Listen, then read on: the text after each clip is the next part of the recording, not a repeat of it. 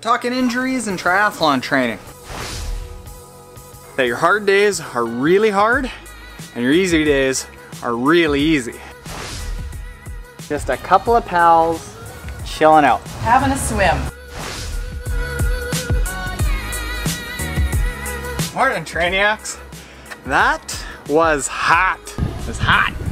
It was 14.5 kilometers in an hour, 10 minutes, a 450 per kilometer pace. I had a hard time keeping my heart rate low there. Holy moly's, is it hard to keep my heart rate down. I don't know if I've ever mentioned it, but one of the things that you've got to do when you're structuring your training program is you got to make sure that your hard days are really hard and your easy days are really easy. That middle in between, it's not hard enough or easy enough to build anaerobic or aerobic abilities with your body. So some days, you gotta go really easy, hence the 450 per kilometer pace. Because today, I got a bum neck and the body's still just coming back from the long swim. So I wanted to make sure that I kept my heart rate really low, which was very hard. I was like just cruising and heart rate was 180 there. That's what happens in the heat. Whew. I'll actually tell you about the when to go easy stuff in just a bit, right after some nutrition and hydration. Done. Forget showering. Apparently there's a treat out here for anyone who's overheating in the unair conditioned house. Oh my God!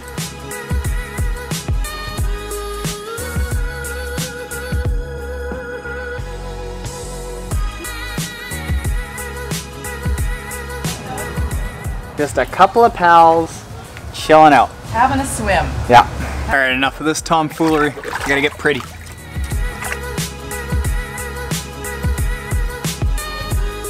Look out, Grace. We're talking injuries. We're talking injuries and triathlon training. Doesn't concern you, Pete. I know everyone's excited for the new pool. It's glorious, it's nice. With everyone obviously ramping up their training because we're right in the thick of training season, I'm getting a fair bit of questions about what happens when you get injured. What happens when you're sick? Do you keep training? Do you dial it back? Do you completely rest? Answer isn't always quite as simple as yes or no, but there are some rules of thumb that you can go by. Sick is a little bit easier than injured. Kind of a rule of thumb is that if it's a head cold, plow through it. You can probably make it through your training. But if it's a body cold and you're achy, that's an indication that your body is zapped of energy and just by nature, you're not really gonna be able to or want to train. So if you got a body cold, you probably need a little bit of rest. If it's a head cold, suck it up, buttercup. But that said, if it's so bad that you literally can't bring yourself to get off the couch, don't do it. But if it's just a matter of like having an excuse to not train, get out and train. Now, in the case of injuries, that's a little bit different. I'm gonna preface all of this with go see a sport-specific, endurance-based, knowledge-based, smart-based physiotherapist or massage therapist that has a lot of history dealing with runners, cyclists, triathletes, swimmers, and they know the challenges that we're going through. So with that out of the way, should you train through injuries? Really depends on the injury.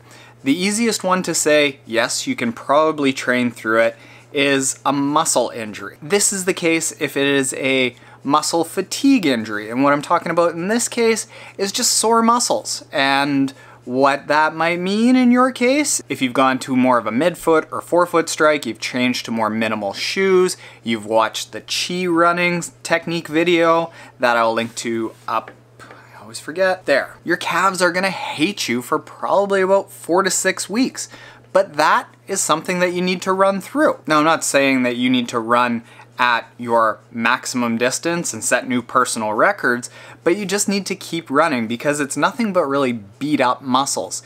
In which case, you might want to dial your training back a little bit to let those beat up muscles recover, but having complete rest isn't really going to do them any favors. That breaking down of muscle and repairing it and continuing to train through it is all part of the training process. So if it's like red muscle fibers, muscle bellies, and like sore calves, I don't know, sore biceps, sore lats, things like that in like big muscle belly muscle groups, that's something that you want to train through. However, go see your physiotherapist. If we're starting to get into things like tendons, ligaments, the structure of your body, that's where it starts getting a lot tougher to say one way or another if you should keep training. Go see your sport-specific physiotherapist. For things like, say, your neck or your back, I will almost always take some time off to make sure that I'm not stressing it any more than it needs to be.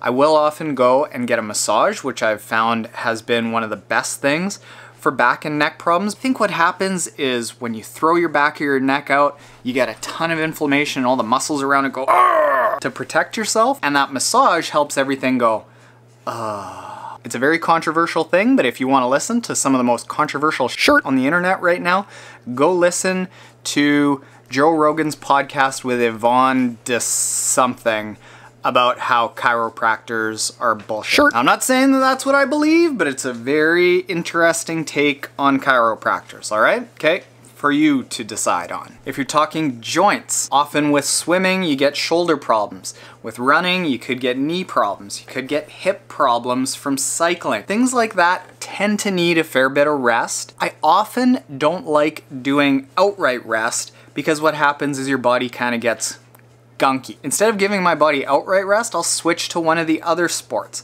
So when all of a sudden I had a hip problem a couple years ago, I ended up doing a lot more swimming. A couple years ago when I had a shoulder problem, I ended up doing a lot more cycling. So I kept my body being active to keep that consistent training volume and keep getting better and keep those heart and lungs and the cardiovascular system pumping and not getting tired, fatigued, lazy, but I certainly allowed whatever was feeling crummy to rest a little bit and recover. I typically tend to stay away from painkillers because it just eats away at my stomach, especially when I have a sore back and I do Robaxacet Platinum.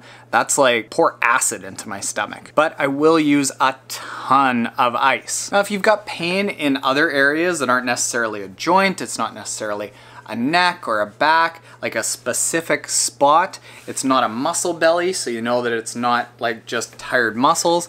It might be a tendon. That's often what happens with things like an Achilles or a hamstring. In that case, ice might not necessarily work because tendons are white muscle fibers. White muscle fibers don't have a lot of blood flow to them. Blood flow is what you need to repair an area. So in that case, you will definitely see a sport-specific physiotherapist because there are often movements that they will recommend that can loosen up the muscles around it, maybe break up some scar tissue, maybe refire some of the neuromuscular pathways that need to be firing that aren't. Maybe there's an imbalance on your body, maybe there's something that needs to be adjusted.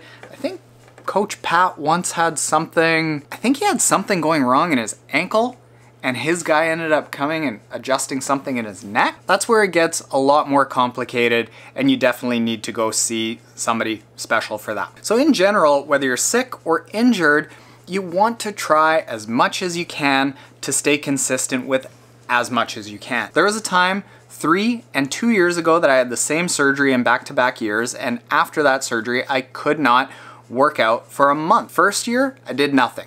Took it as a time to kick back, relax, and catch up on some Orange Is the New Black. I had a hell of a time putting out any sort of fitness that summer. The next year when I went through it, I made sure that during that month, I still took the dogs for a lot of walks. I went for 1 and 2 hour walks, even though I wasn't working out.